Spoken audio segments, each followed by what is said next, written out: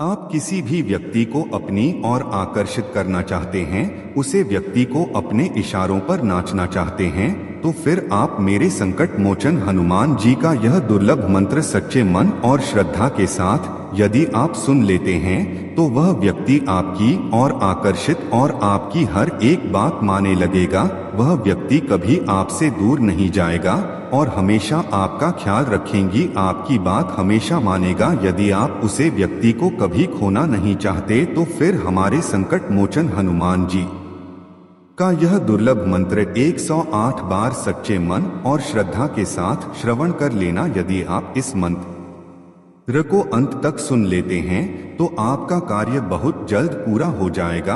वह व्यक्ति हमेशा के लिए आपका हो जाएगा। यदि उसे व्यक्ति को आप हमेशा हमेशा के लिए पाना चाहते हैं, तो इस वीडियो को अंत तक जरूर सुन लेना। चलिए प्यारे भक्तों, इस मंत्र को सच्चे मन से श्रवण कर लेते हैं। ओम पवन पुत्राय नमः। ओम नमो भगवते हनुमते नमः। ओम पवन पुत्राय नमः। ओम नमो भगवते हनुमते नमः। ओम पवन पुत्राय नमः। ओम नमो भगवते हनुमते नमः। ओम पवन पुत्राय नमः। ओम नमो भगवते हनुमते नमः। ओम पवन पुत्राय नमः। ओम नमो भगवते हनुमते नमः। ओम पवन पुत्राय नमः। ओम नमो भगवते हनुमते नमः। ओम पवन पुत्राय नमः। ओम नमो भगवते हनुमते नमः।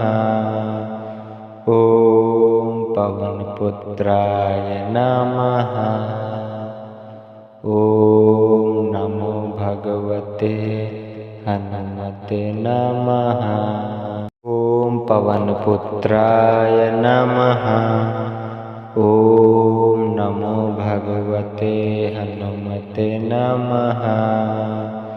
ओम पवन पुत्राय नमः। ओम नमो भगवते हनुमते नमः। ओम पवन पुत्राय नमः। ओम नमो भगवते हनुमते नमः। ओम पवन पुत्राय नमः। ओम नमो भगवते हनुमते नमः। ओम पवन पुत्राय नमः। ओम नमो भगवते हनुमते नमः। ओम पवन पुत्राय नमः। ओम नमो भगवते हनुमते नमः। ओम पवन पुत्राय नमः। ओम नमो भगवते हनुमते नमः। ओम पवन पुत्राय नमः। ओम नमो भगवते हनुमते नमः। ओम पवन पुत्राय नमः। ओम नमो भगवते हनुमते नमः। ओम पवन पुत्राय नमः। ओम नमो भगवते हनुमते नमः। ओम पवन पुत्राय नमः। ओम नमो भगवते हनुमते नमः। ओम पवन पुत्राय नमः। ओम नमो भगवते हनुमते नमः। ॐ पवनपुत्राय नमः। ॐ नमो भगवते हनुमते नमः। ॐ पवनपुत्राय नमः। ॐ नमो भगवते हनुमते नमः। ॐ पवनपुत्राय नमः। ॐ नमो भगवते हनुमते नमः। ॐ पवनपुत्राय नमः।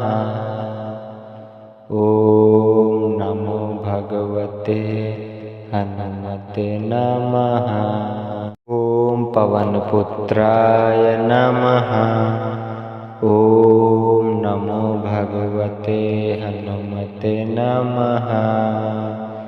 ॐ पवनपुत्राय नमः। ॐ नमो भगवते हनुमते नमः। ॐ पवनपुत्राय नमः। ॐ नमो भगवते हनुमते नमः। ॐ पवनपुत्राय नमः। ॐ नमो भगवते हनुमते नमः। ॐ पवनपुत्राय नमः। ॐ नमो भगवते हनुमते नमः।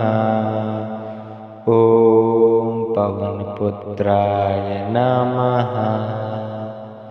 ॐ नमो भगवते हनुमते नमः। ॐ पवनपुत्राय नमः। ॐ नमो भगवते हनुमते नमः। ॐ पवनपुत्राय नमः। ॐ नमो भगवते हनुमते नमः। ॐ पवनपुत्राय नमः। ॐ नमो भगवते हनुमते नमः। ॐ पवनपुत्राय नमः। ॐ नमो भगवते हनुमते नमः। ॐ पवनपुत्राय नमः। ॐ नमो भगवते हनुमते नमः। ॐ पवनपुत्राय नमः। ॐ नमो भगवते हनुमते नमः। ॐ पवनपुत्राय नमः। ॐ नमो भगवते हनुमते नमः। ॐ पवनपुत्राय नमः। ॐ नमो भगवते हनुमते नमः। ॐ पवनपुत्राय नमः। ॐ नमो भगवते हनुमते नमः। ॐ पवनपुत्राय नमः। ॐ नमो भगवते हनुमते नमः। ॐ पवनपुत्राय नमः। ॐ नमो भगवते हनुमते नमः। ॐ पवनपुत्राय नमः। ॐ नमो भगवते हनुमते नमः। ॐ पवनपुत्राय नमः। ॐ नमो भगवते हनुमते नमः। ॐ पवनपुत्राय नमः। ॐ नमो भगवते हनुमते नमः। ॐ पवनपुत्राय नमः।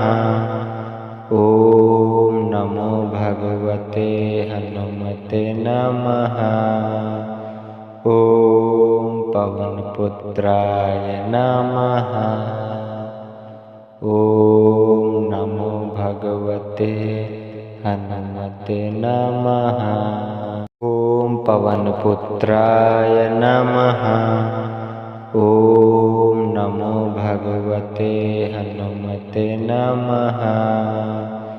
ॐ पवनपुत्राय नमः। ॐ नमो भगवते हनुमते नमः। ॐ पवनपुत्राय नमः। ॐ नमो भगवते हनुमते नमः। ॐ पवनपुत्राय नमः। ॐ नमो भगवते हनुमते नमः। ॐ पवनपुत्राय नमः। ॐ नमो भगवते हनुमते नमः। ॐ पवनपुत्राय नमः। ॐ नमो भगवते हनुमते नमः। ॐ पवनपुत्राय नमः। ॐ नमो भगवते हनुमते नमः। ॐ पवनपुत्राय नमः। ॐ नमो भगवते हनुमते नमः। ॐ पवनपुत्राय नमः। ॐ नमो भगवते हनुमते नमः। ॐ पवनपुत्राय नमः। ॐ नमो भगवते हनुमते नमः। ॐ पवनपुत्राय नमः। ॐ नमो भगवते हनुमते नमः। ॐ पवनपुत्राय नमः। ॐ नमो भगवते हनुमते नमः। ॐ पवनपुत्राय नमः। ॐ नमो भगवते हनुमते नमः। ॐ पवनपुत्राय नमः। ॐ नमो भगवते हनुमते नमः। ॐ पवनपुत्राय नमः। ॐ नमो भगवते हनुमते नमः। ॐ पवनपुत्राय नमः। ॐ नमो भगवते हनुमते नमः। ॐ पवनपुत्राय नमः। ॐ नमो भगवते हनुमते नमः। ॐ पवनपुत्राय नमः। ॐ नमो भगवते हनुमते नमः। ॐ पवनपुत्राय नमः। ॐ नमो भगवते हनुमते नमः। ॐ पवनपुत्राय नमः। ॐ नमो भगवते हनुमते नमः। ॐ पवनपुत्राय नमः। ॐ नमो भगवते हनुमते नमः। ॐ पवनपुत्राय नमः। ॐ नमो भगवते हनुमते नमः। ॐ पवनपुत्राय नमः। ॐ नमो भगवते हनुमते नमः। ॐ पवनपुत्राय नमः। ॐ भगवते हनुमते नमः। ॐ पवनपुत्राय नमः। ॐ नमो भगवते हनुमते नमः। ॐ पवनपुत्राय नमः। ॐ नमो भगवते हनुमते नमः। ॐ पवनपुत्राय नमः। ॐ नमो भगवते हनुमते नमः। ॐ पवनपुत्राय नमः। ॐ नमो भगवते हनुमते नमः। ॐ पवनपुत्राय नमः। ॐ नमो भगवते हनुमते नमः। ॐ पवनपुत्राय नमः। ॐ नमो भगवते हनुमते नमः। ॐ पवनपुत्राय नमः। ॐ नमो भगवते हनुमते नमः। ॐ पवनपुत्राय नमः।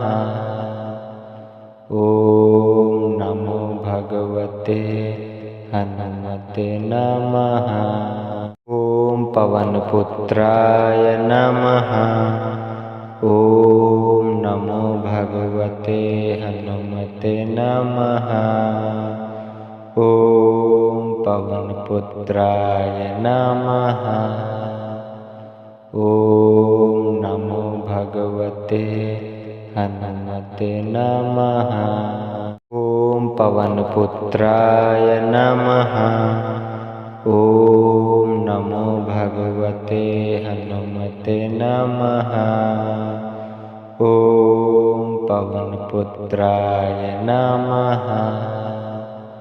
ॐ नमो भगवते हनुमते नमः।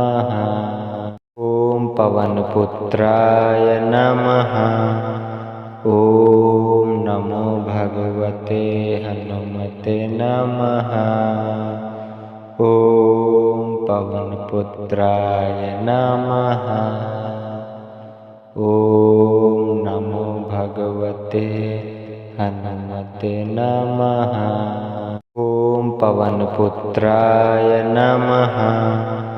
ॐ नमो भगवते हनुमते नमः। ॐ पवनपुत्राय नमः। ॐ नमो भगवते हनुमते नमः। ॐ पवनपुत्राय नमः। ॐ नमो भगवते हनुमते नमः। ॐ पवनपुत्राय नमः। ॐ नमो भगवते हनुमते नमः। ॐ पवनपुत्राय नमः। ॐ नमो भगवते हनुमते नमः। ॐ पवनपुत्राय नमः। ॐ नमो भगवते हनुमते नमः। ॐ पवनपुत्राय नमः। ॐ नमो भगवते हनुमते नमः। ॐ पवनपुत्राय नमः। ॐ नमो भगवते हनुमते नमः। ॐ पवनपुत्राय नमः। ॐ नमो भगवते हनुमते नमः। ॐ पवनपुत्राय नमः। ॐ नमो भगवते हनुमते नमः। ॐ पवनपुत्राय नमः। ॐ नमो भगवते भगवते हनुमते नमः। ॐ पवनपुत्राय नमः। ॐ नमो भगवते हनुमते नमः। ॐ पवनपुत्राय नमः। ॐ नमो भगवते हनुमते नमः। ॐ पवनपुत्राय नमः। ॐ नमो भगवते हनुमते नमः। ॐ पवनपुत्राय नमः। ॐ नमो भगवते हनुमते नमः। ॐ पवनपुत्राय नमः। ॐ नमो भगवते हनुमते नमः। ॐ पवनपुत्राय नमः। ॐ नमो भगवते हनुमते नमः। ॐ पवनपुत्राय नमः। ॐ नमो भगवते हनुमते नमः। ॐ पवनपुत्राय नमः। ॐ नमो भगवते हनुमते नमः। ॐ पवनपुत्राय नमः। ॐ नमो भगवते हनुमते नमः। ॐ पवनपुत्राय नमः। ॐ नमो भगवते हनुमते नमः। ॐ पवनपुत्राय नमः। ॐ नमो भगवते हनुमते नमः। ॐ पवनपुत्राय नमः। ॐ नमो भगवते हनुमते नमः। ॐ पवनपुत्राय नमः। ॐ नमो भगवते हनुमते नमः। ॐ पवनपुत्राय नमः। ॐ नमो भगवते हनुमते नमः। ॐ पवनपुत्राय नमः। ॐ नमो भगवते हनुमते नमः। ॐ पवनपुत्राय नमः। ॐ नमो भगवते हनुमते नमः। ॐ पवनपुत्राय नमः। ॐ नमो भगवते हनुमते नमः। ॐ पवनपुत्राय नमः। ॐ नमो भगवते हनुमते नमः। ॐ पवनपुत्राय नमः। ॐ नमो भगवते हनुमते नमः। ॐ पवनपुत्राय नमः।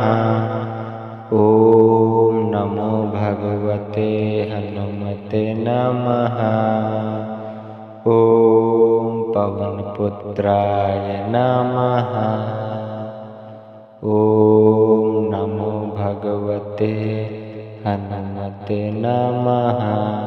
ॐ पवनपुत्राय नमः। ॐ नमो भगवते हनुमते नमः। ॐ पवनपुत्राय नमः। ॐ नमो भगवते हनुमते नमः। ॐ पवनपुत्राय नमः। ॐ नमो भगवते हनुमते नमः। ॐ पवनपुत्राय नमः।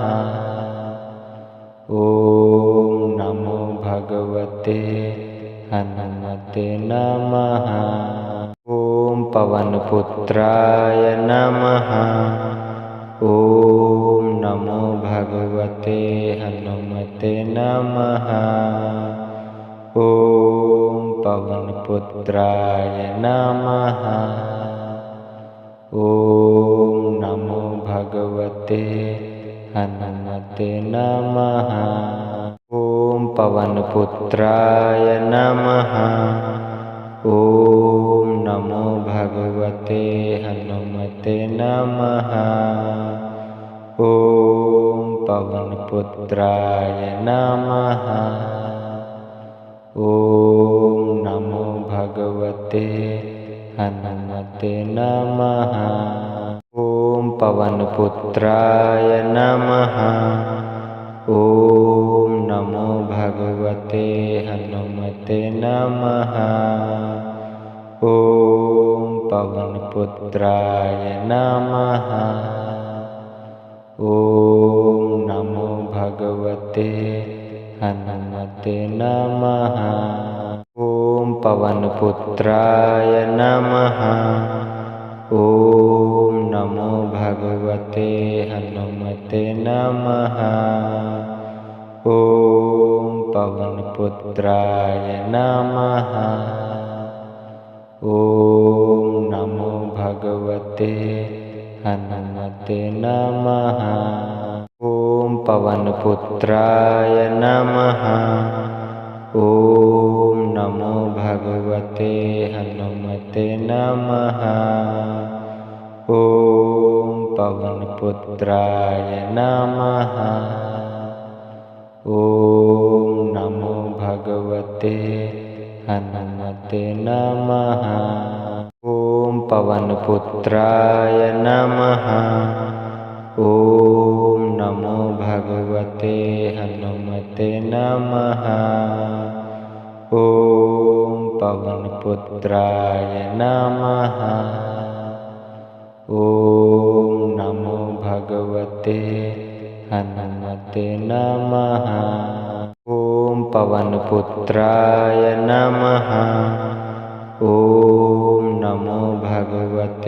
हनुमते नमः।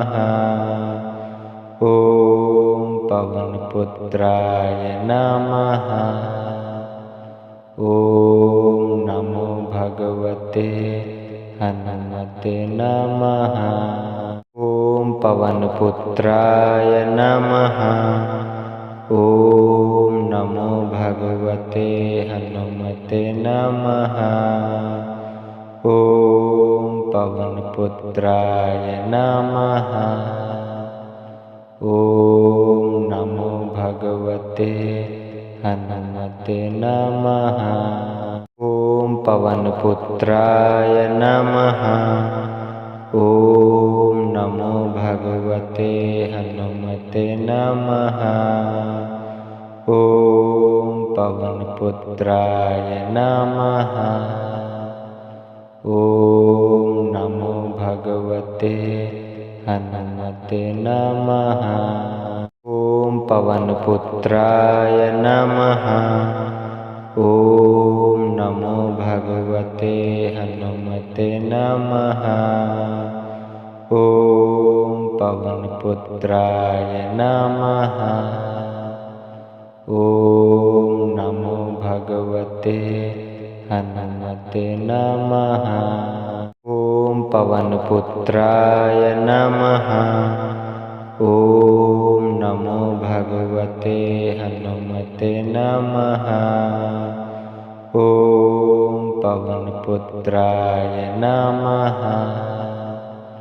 ॐ नमो भगवते हनुमते नमः।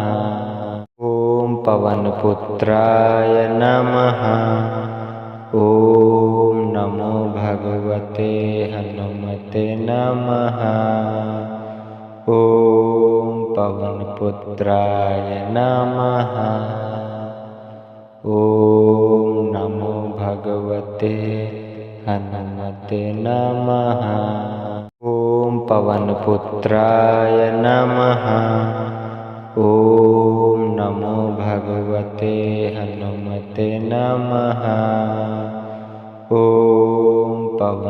पुत्राय नमः। ॐ नमो भगवते हनुमते नमः। ॐ पवनपुत्राय नमः। ॐ नमो भगवते हनुमते नमः। ॐ पवनपुत्राय नमः। ॐ नमो भगवते हनुमते नमः। ॐ पवनपुत्राय नमः। ॐ नमो भगवते हनुमते नमः। ॐ पवनपुत्राय नमः। ॐ नमो भगवते हनुमते नमः। ॐ पवनपुत्राय नमः। ॐ नमो भगवते हनुमते नमः। ॐ पवनपुत्राय नमः। ॐ नमो भगवते हनुमते नमः। ॐ पवनपुत्राय नमः। ॐ नमो भगवते हनुमते नमः। ॐ पवनपुत्राय नमः। ॐ नमो भगवते हनुमते नमः। ॐ पवनपुत्राय नमः। ॐ नमो भगवते हनुमते नमः। ॐ पवनपुत्राय नमः। ॐ नमो भगवते हनुमते नमः। ॐ पवनपुत्राय नमः।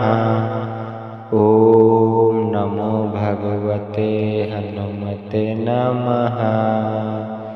ॐ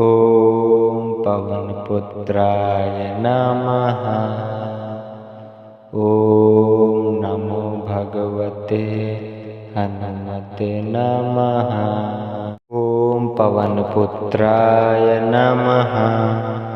ॐ नमो भगवते हनुमते नमः। ॐ पवनपुत्राय नमः। ॐ नमो भगवते हनुमते नमः। ॐ पवनपुत्राय नमः। ॐ नमो भगवते हनुमते नमः। ॐ पवनपुत्राय नमः। ॐ नमो भगवते हनुमते नमः। ॐ पवनपुत्राय नमः। ॐ नमो भगवते हनुमते नमः। ॐ पवनपुत्राय नमः। ॐ नमो भगवते हनुमते नमः। ॐ पवनपुत्राय नमः। ॐ नमो भगवते हनुमते नमः। ॐ पवनपुत्राय नमः। ॐ नमो भगवते हनुमते नमः। ॐ पवनपुत्राय नमः। ॐ नमो भगवते हनुमते नमः। ॐ पवनपुत्राय नमः। ॐ नमो भगवते हनुमते नमः। ॐ पवनपुत्राय नमः। ॐ नमो भगवते हनुमते नमः। ॐ पवनपुत्राय नमः। ॐ नमो भगवते हनुमते नमः।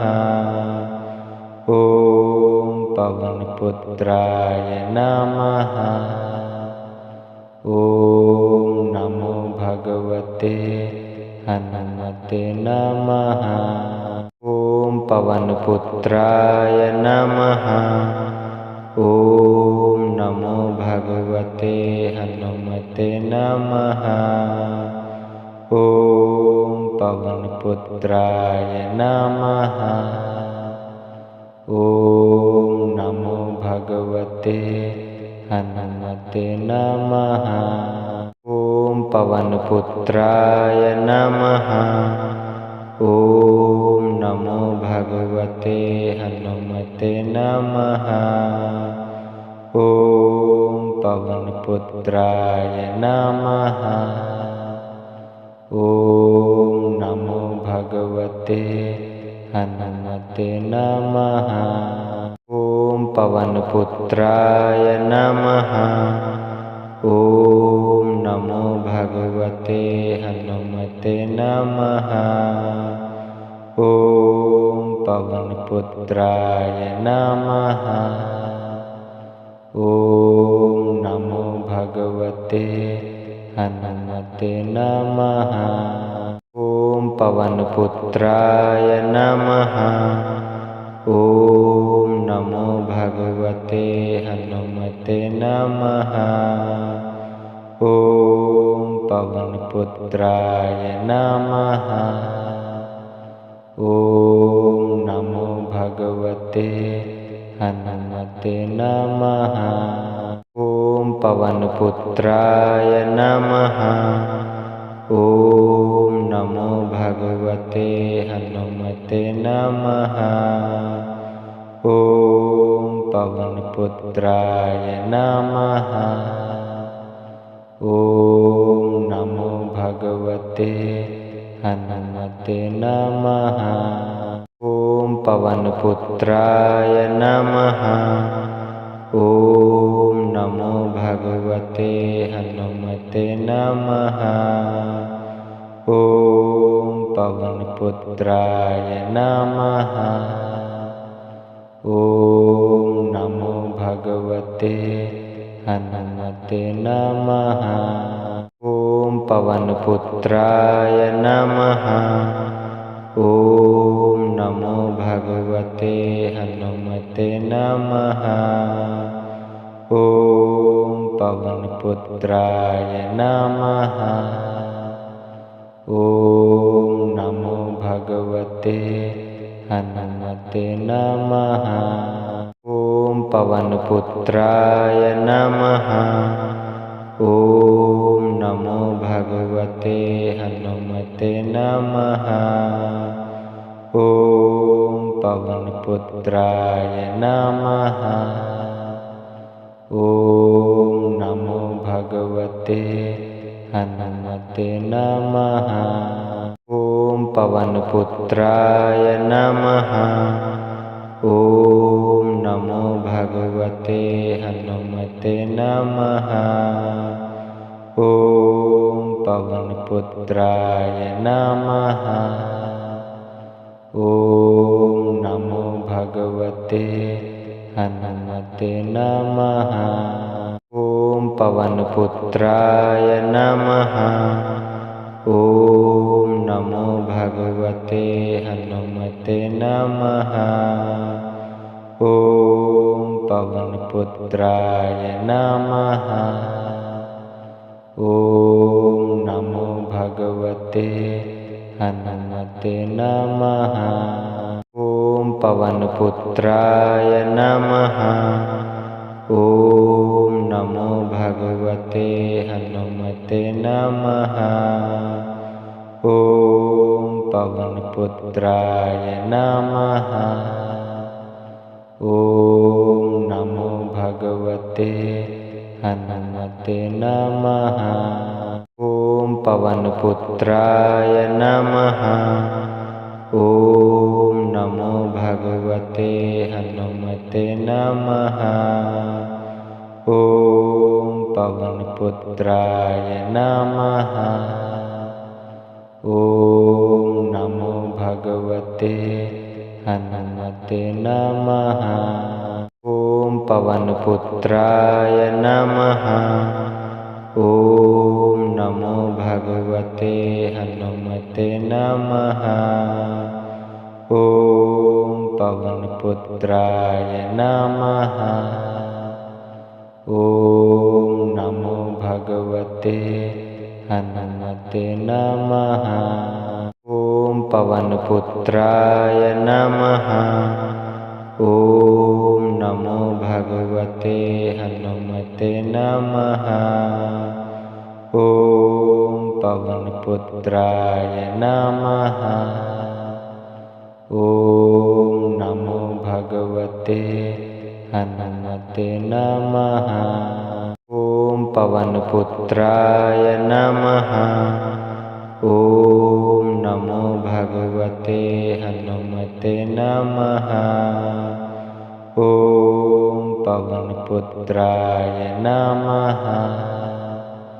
ॐ नमो भगवते हनुमते नमः।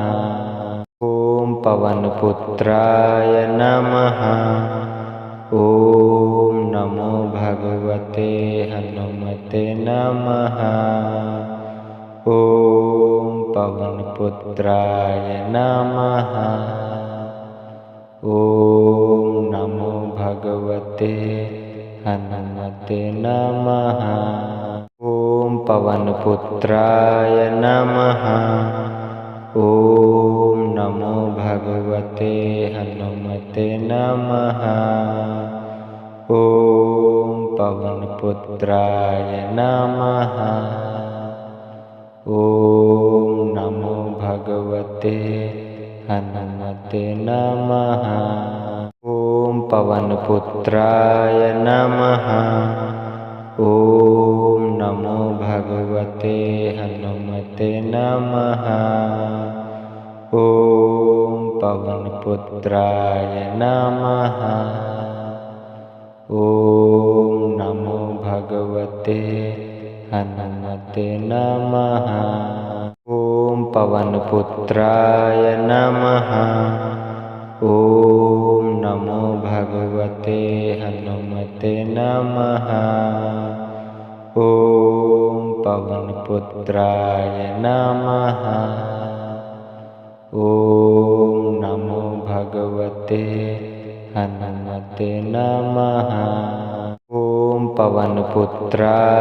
नमः। ॐ नमो भगवते हनुमते नमः। ॐ पवनपुत्राय नमः। ॐ नमो भगवते हनुमते नमः। ॐ पवनपुत्राय नमः। ॐ नमो भगवते हनुमते नमः। ॐ पवनपुत्राय नमः। ॐ नमो भगवते हनुमते नमः। ॐ पवनपुत्राय नमः। ॐ नमो भगवते हनुमते नमः। ॐ पवनपुत्राय नमः। ॐ नमो भगवते हनुमते नमः। ॐ पवनपुत्राय नमः। ॐ नमो भगवते हनुमते नमः। ॐ पवनपुत्राय नमः। ॐ नमो भगवते हनुमते नमः। ॐ पवनपुत्राय नमः। ॐ नमो भगवते हनुमते नमः। ॐ पवनपुत्राय नमः। ॐ नमो भगवते हनुमते नमः। ॐ पवनपुत्राय नमः। ॐ नमो भगवते हनुमते नमः। ॐ पवनपुत्राय नमः। ॐ नमो भगवते हनुमते नमः। ॐ पवनपुत्राय नमः। ॐ नमो भगवते हनुमते नमः। ॐ पुत्राय नमः। ॐ नमो भगवते हनुमते नमः। ॐ पवनपुत्राय नमः। ॐ नमो भगवते हनुमते नमः। ॐ पवनपुत्राय नमः।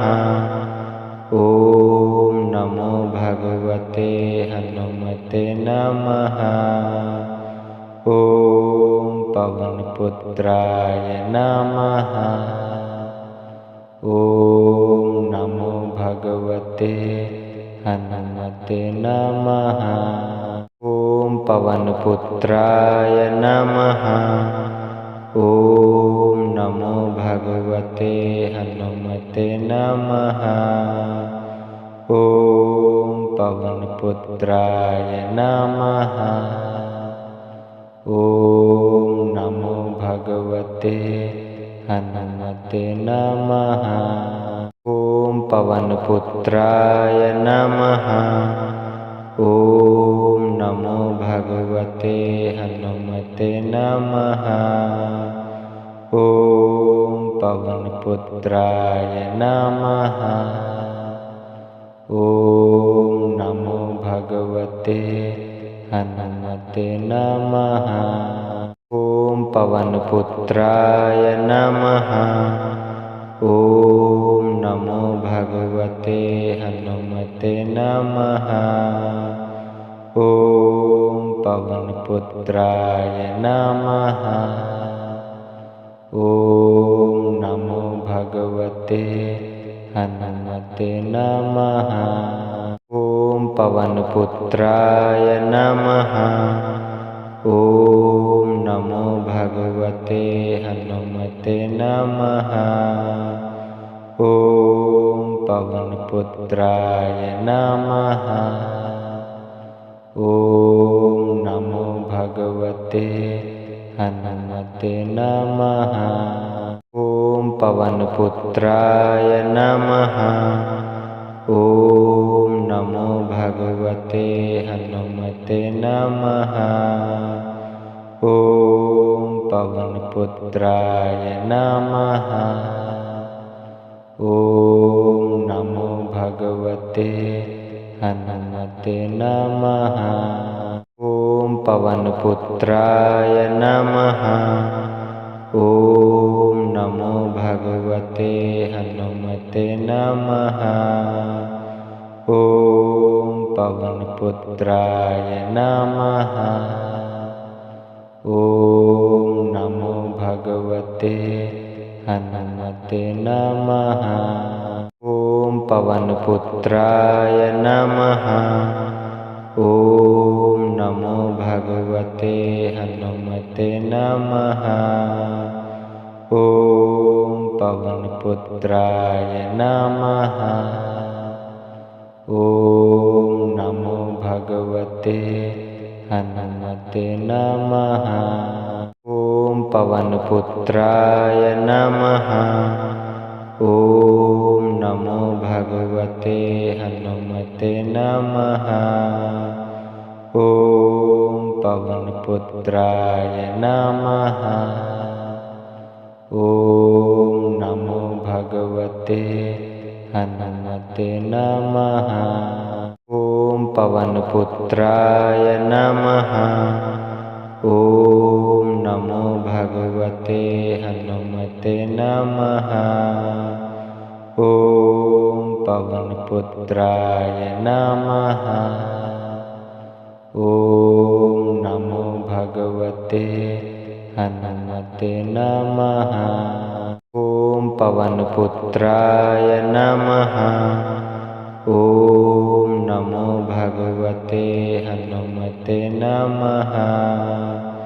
ॐ पवनपुत्राय नमः। ॐ नमो भगवते हनुमते नमः। ॐ पवनपुत्राय नमः। ॐ नमो भगवते हनुमते नमः। ॐ पवनपुत्राय नमः। ॐ नमो भगवते हनुमते नमः। ॐ पवनपुत्राय नमः।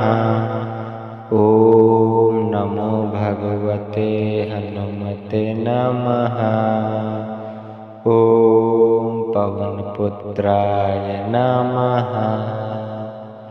ॐ नमो भगवते हनुमते नमः। ॐ पवनपुत्राय नमः। ॐ नमो भगवते हनुमते नमः। ॐ पवनपुत्राय नमः। ॐ नमो भगवते हनुमते नमः। ॐ पवनपुत्राय नमः। ॐ नमो भगवते हनुमते नमः। ॐ पवनपुत्राय नमः। ॐ नमो भगवते हनुमते नमः। ॐ पवनपुत्राय नमः। ॐ नमो भगवते हनुमते नमः। ॐ पवनपुत्राय नमः। ॐ नमो भगवते हनुमते नमः। ॐ पवनपुत्राय नमः। ॐ नमो भगवते हनुमते नमः। ॐ पवनपुत्राय नमः। ॐ नमो भगवते हनुमते नमः।